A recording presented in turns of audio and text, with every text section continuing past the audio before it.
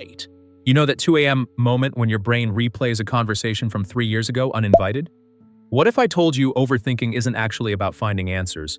It's your brain mistaking motion for progress. Here's the truth. Overthinking feels productive, 8, but it's just anxiety wearing a thinking cap. Your brain evolved to solve problems by turning them over and over. That worked fine for where's the nearest water source. It doesn't work for did that text sound weird. But the loop runs anyway, 8.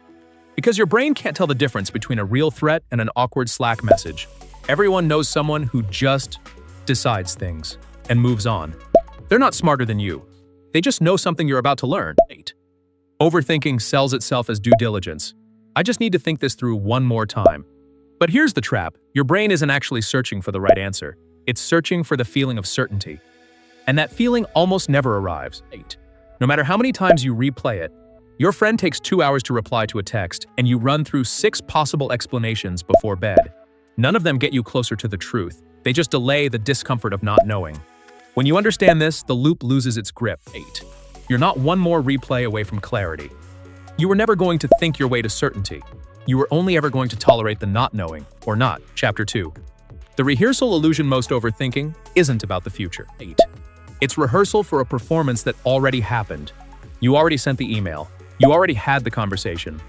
But your brain keeps running the scene again, like it's still fixable. You said something slightly awkward in a meeting this morning, and by 3 p.m., 8. You've replayed it a dozen times, each time cringing a little harder. Nothing about the 10th replay changes what happened at 9 a.m. The rehearsal isn't preparation. It's just punishment wearing the costume of self-improvement, 8. Overthinking convinces you that more analysis equals a better decision. Past a certain point, the opposite is true, 8. Studies on decision fatigue show that judgment quality actually drops the longer you deliberate on choices that don't have a clean right answer. You're not getting wiser with each extra hour. You're getting more exhausted and more anxious, mistaking that exhaustion for depth, 8. Choosing between 2 job offers, you make a spreadsheet, then a second spreadsheet, then ask 9 people for their opinion. By day 4, you're not more informed, you're just more scared, because every extra hour spent deciding quietly raises the stakes in your head, 8. Even though nothing about the actual decision changed, here's a technique that sounds almost too simple. Give your overthinking a scheduled appointment instead of unlimited access to your day, 8. Set a fixed 15-minute window, same time daily, and any spiraling thought that shows up outside that window gets a one-line note and a promise. I'll think about you at 7 p.m. Most worries, when they actually arrive at their scheduled slot, have quietly lost their urgency, 8.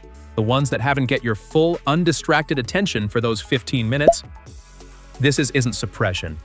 It's giving the thought a fair hearing on your terms, instead of an unlimited hearing on its terms, 8.